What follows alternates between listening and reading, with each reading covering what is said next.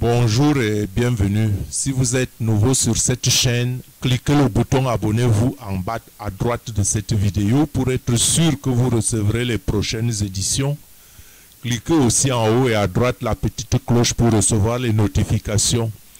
Vous aurez aussi ici sur ma chaîne accès à mes nombreuses vidéos déjà publiées sur différents thèmes qui vous apporteront un plus si vous êtes à la recherche de votre édification spirituelle. Et bien sûr, vous pourrez les partager librement avec ceux avec qui vous avez les mêmes convictions et ainsi aider le plus grand nombre.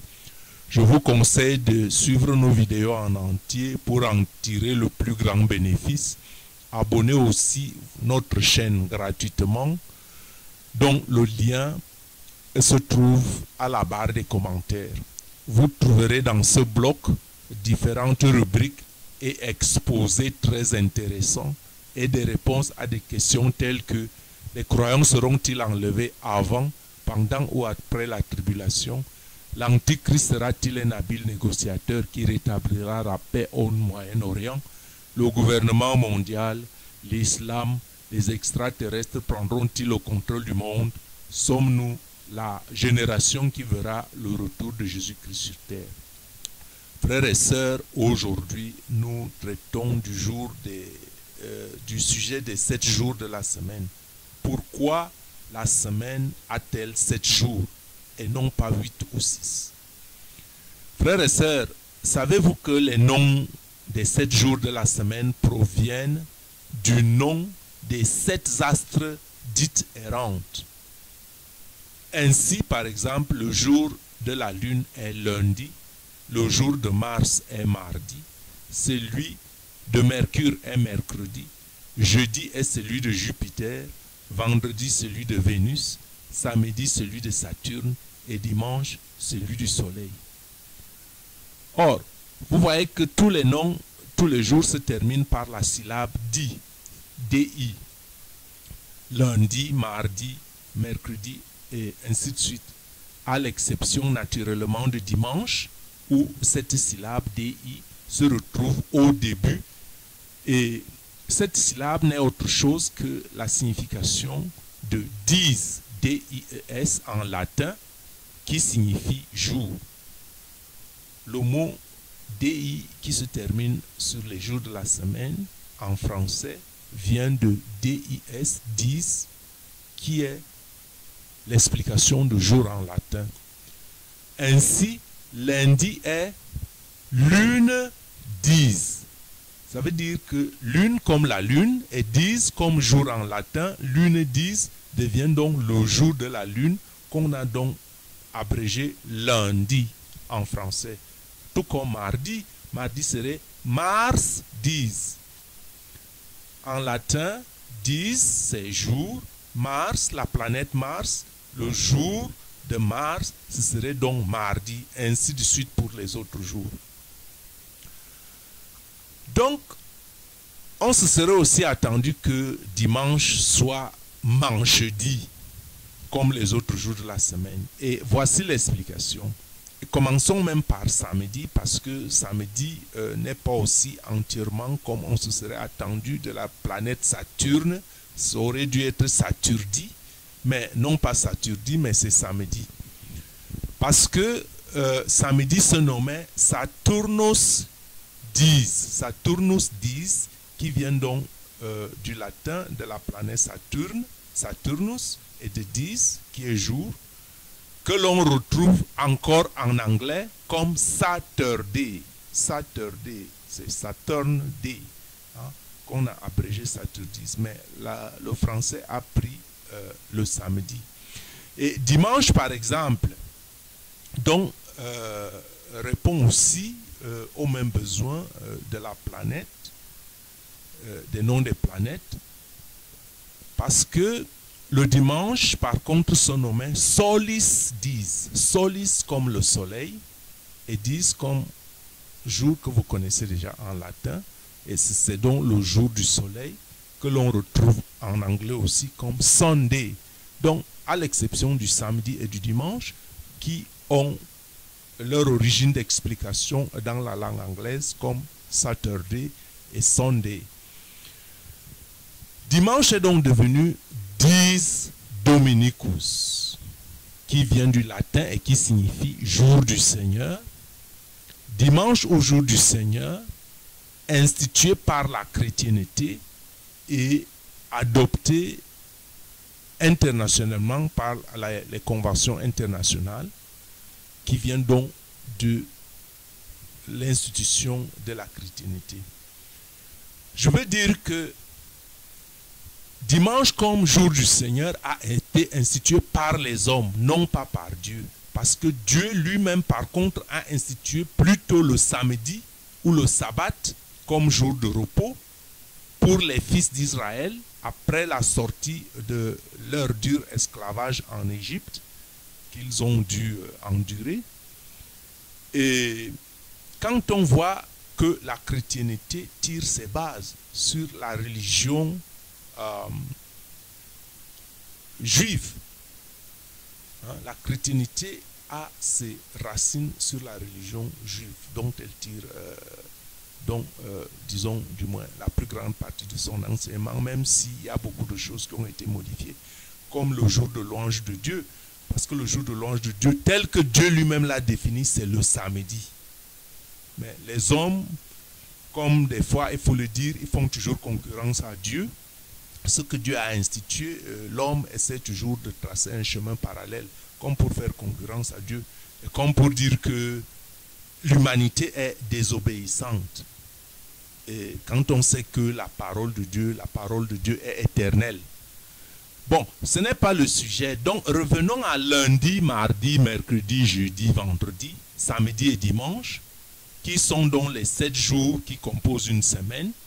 Et sous l'Antiquité, ces jours avaient reçu le nom des 7 astres connus, comme je disais tout à l'heure, les planètes, Lune, Mars, Mercure, Jupiter, Vénus, Saturne, et puis le Soleil, comme je l'ai donc dit.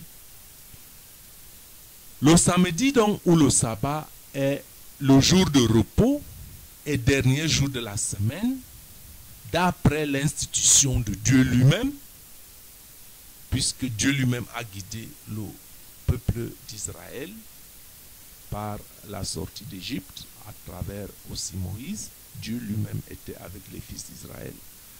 Et maintenant, la chrétienté a érigé le dimanche, jour de repos et dernier jour de la semaine, selon la convention des hommes, convention adoptée internationalement. Je dois préciser ici que la parole de Dieu est éternelle. Amen. La parole de Dieu est éternelle. Amen. Et ce que Dieu a institué le sera pour l'éternité. Donc, je peux vous rassurer que le sabbat, lors du règne de l'avènement de Jésus-Christ, nous reviendrons sur le sabbat. Parce que c'est une institution divine.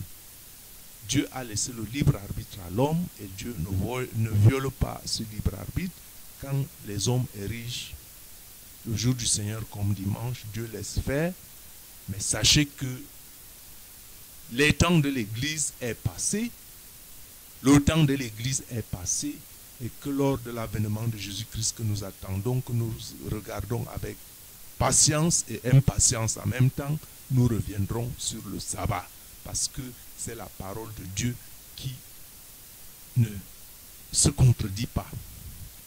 Et c'est pourquoi, frères et sœurs, c'est pourquoi ce que nous croyons est si déterminant pour notre avenir. Pourquoi? Parce que Dieu le Créateur nous donne par Jésus-Christ l'espérance de la vie éternelle. Que ce que Dieu dit est vrai et est éternel. Dieu ne change pas. Il n'y a pas de l'ombre de variation chez Dieu. Quand Dieu parle, cela est et cela sera. Et cela sera éternellement. Et c'est pourquoi, par cette espérance que Dieu nous donne par Jésus-Christ, il est écrit en Jérémie 17,7, « Béni soit l'homme qui se confie dans l'Éternel et dont l'Éternel est l'espérance. » Béni soit l'homme qui se confie dans l'Éternel et dont l'Éternel est l'espérance.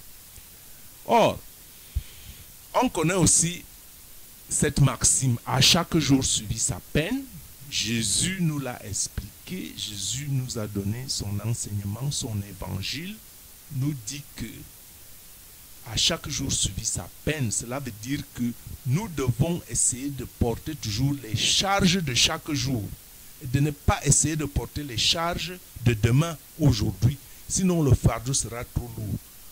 Si tu as déjà la charge d'aujourd'hui et que tu te fais encore du souci pour la journée de demain, est-ce que je suis sûr que cette nuit, je verrai la lumière du demain?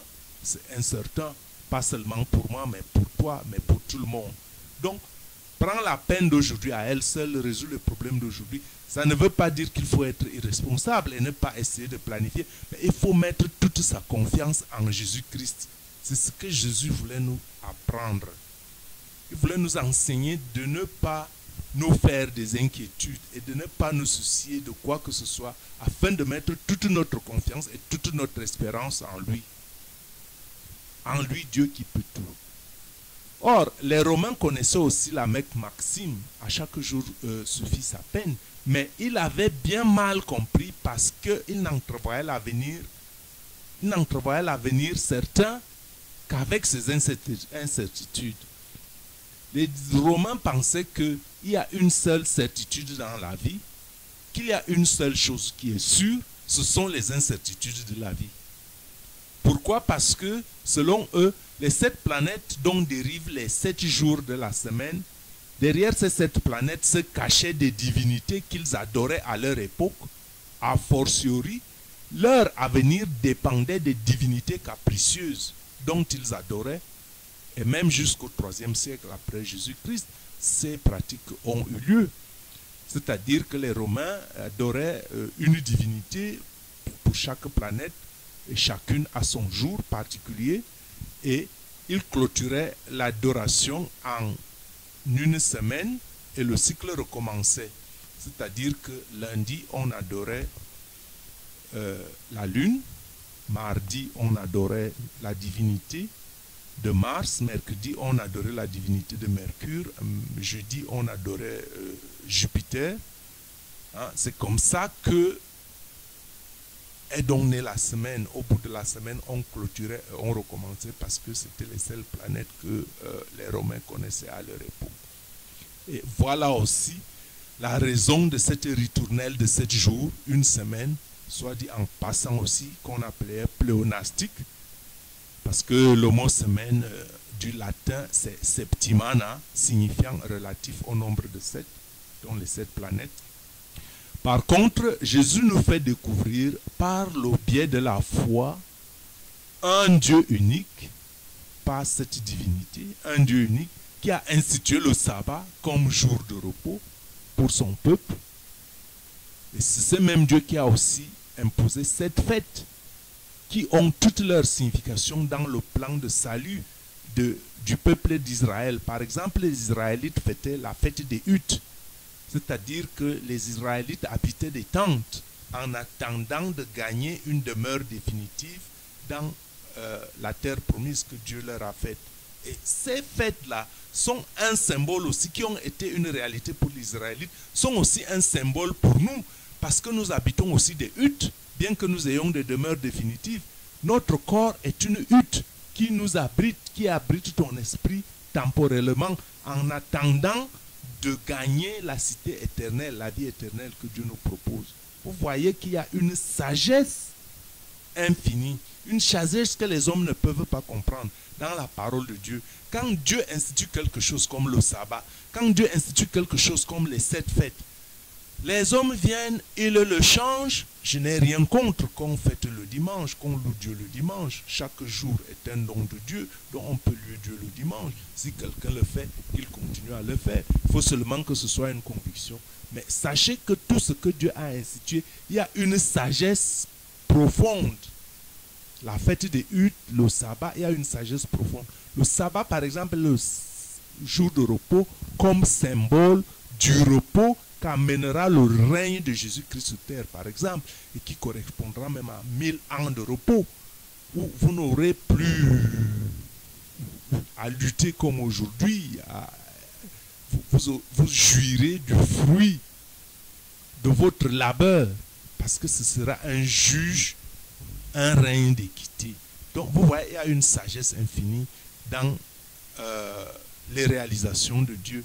Il y a une sagesse infinie dans ce que Dieu nous a donné. Il y a une sagesse infinie dans ce que Dieu a institué. Dieu a institué le sabbat comme jour de repos pour le peuple d'Israël et cette fête qui ont toute leur signification dans le plan de salut, pas seulement du peuple d'Israël, mais du peuple de Dieu, puisque nous subissons aussi le même esclavage qu'a subi Israël en Égypte. C'est le même esclavage que nous subissons aussi sur terre, sur le plan international, quand vous êtes fils de Dieu. Donc, Dieu a un plan, pas seulement pour Israël. Dieu a un plan, pas seulement pour l'humanité. Dieu a un plan pour nous, pour toi, pour moi. Dieu a un plan pour toi. C'est pour ça que je te donne un conseil de chercher Dieu activement. Cherche Dieu avec zèle. Cherche Dieu avant toute chose. Et tout le reste se sera donné en surplus. Parce qu'il dit, moi l'Éternel, j'éprouve le cœur, je sonde les reins pour rendre à chacun selon ses voies, selon le fruit de ses œuvres. Ça, c'est une parole qui nous est dite en Jérémie 17, 10. Que le Seigneur Dieu éternel, tout-puissant, créateur du ciel et de la terre, te bénisse abondamment dans tes chemins et qu'il te ouvre le chemin de la vie éternelle par Jésus-Christ. Amen.